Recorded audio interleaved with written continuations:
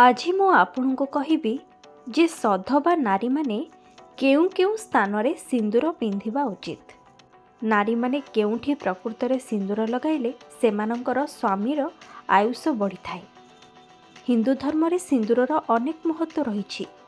ବିବାହିତ ମହିଳାମାନେ କିଭଳି ଠିକ୍ ଭାବରେ ସିନ୍ଦୁର ଲଗାଇବେ ତାହା ଶାସ୍ତ୍ରରେ ମଧ୍ୟ ଲେଖାଯାଇଛି।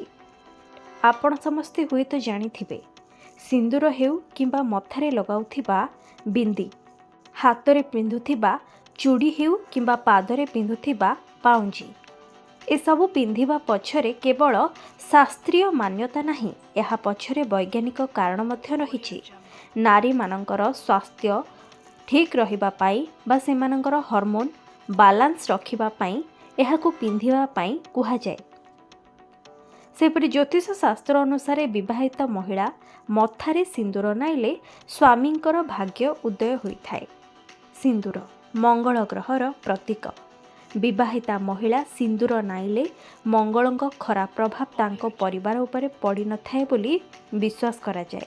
ପ୍ରତ୍ୟେକ ଶୁକ୍ରବାର ନିଜ ସ୍ୱାମୀଙ୍କ ହାତରୁ ମହିଳାମାନେ ସିନ୍ଦୁର ଲଗାଇବା ଉଚିତ। ଯଦି ଆପଣମାନେ ଏହା କରୁନାହାନ୍ତି, ଏବେଠାରୁ ଆରମ୍ଭ କରିଦିଅନ୍ତୁ। ଏହାଦ୍ୱାରା ସମ୍ପର୍କ ଦୃଢ଼ ହୋଇଥାଏ ଏବଂ ମାତା ଲକ୍ଷ୍ମୀଙ୍କର ଆଶୀର୍ବାଦ ମଧ୍ୟ ରୁହେ। ଶାସ୍ତ୍ର ଅନୁଯାୟୀ ମହିଳାମାନେ ଏଭଳି 4ଟି ସ୍ଥାନରେ ସିନ୍ଦୁର ଲଗାଇବା ଉଚିତ। ସେସବୁ ସ୍ଥାନ ବିଷୟରେ ଜାଣନ୍ତୁ। ଆପଣମାନେ ନିଜ ସିନ୍ଥିରେ, କପାଳରେ, କଣ୍ଠରେ ଏବଂ ମଣିବନ୍ଧରେ ପ୍ରତ୍ୟେକ ଦିନ ସିନ୍ଦୁର ଲଗାଇବା ଉଚିତ। ବିବାହିତା ମହିଳା ନିଜ ସିନ୍ଥିରେ ସିନ୍ଦୁର ଧାରଣ କରନ୍ତି, ତାହା ମାତା ଲକ୍ଷ୍ମୀଙ୍କ ଉଦ୍ଦେଶ୍ୟରେ, ଯାହାଦ୍ୱାରା ସ୍ୱାମୀ ଦୀର୍ଘାୟୁ ହୁଅନ୍ତି। କଣ୍ଠରେ ମାତା ସରସ୍ୱତୀଙ୍କ ଉଦ୍ଦେଶ୍ୟରେ ପିନ୍ଧନ୍ତି, ଯାହାଦ୍ୱାରା ସନ୍ତାନ ଦୀର୍ଘାୟୁ ହୋଇଥାନ୍ତି। ସେହିପରି କପାଳରେ ସିନ୍ଦୁର ସାବିତ୍ରୀ ଦେବୀଙ୍କ ଉଦ୍ଦେଶ୍ୟରେ ନିଜ ଶାଶୁ ଶ୍ୱଶୁରଙ୍କ ଦୀର୍ଘ ଆୟୁଷ କାମନା କରି ଧାରଣ କରିଥାନ୍ତି।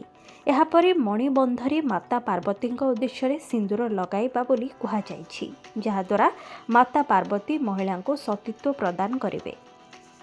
ସିନ୍ଥିରେ ଜଣେ ବିବାହିତା ମହିଳା ସିନ୍ଦୁର ଲଗାଇଲେ ସ୍ୱାମୀଙ୍କ ଆୟୁଷ ବୃଦ୍ଧି ହୋଇଥାଏ।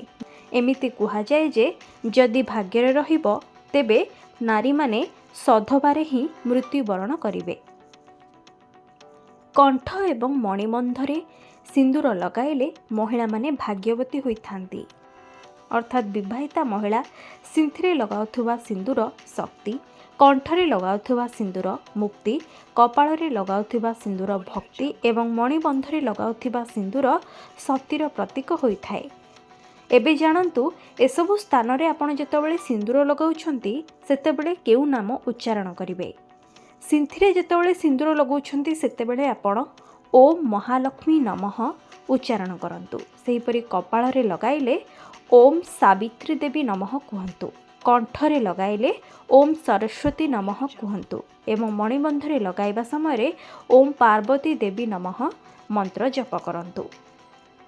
ତେବେ ଆଜିର ଏହି ଭିଡ଼ିଓଟି ଆପଣଙ୍କୁ କିଭଳି ଲାଗିଲା ମୋତେ କମେଣ୍ଟରେ ନିହାତି ଜଣାଇବେ।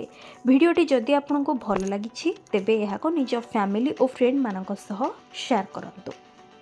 ଆମ ହିନ୍ଦୁ ଶାସ୍ତ୍ର ସହ ଜଡ଼ିତ ଏଭଳି ଅନେକ ଇନଫର୍ମେସନ୍ ବିଷୟରେ ଯଦି ଜାଣିବାକୁ ଚାହୁଁଛନ୍ତି, ତାହେଲେ ଆଜି ହିଁ ମୋ ଚ୍ୟାନେଲକୁ ସବସ୍କ୍ରାଇବ୍ କରନ୍ତୁ।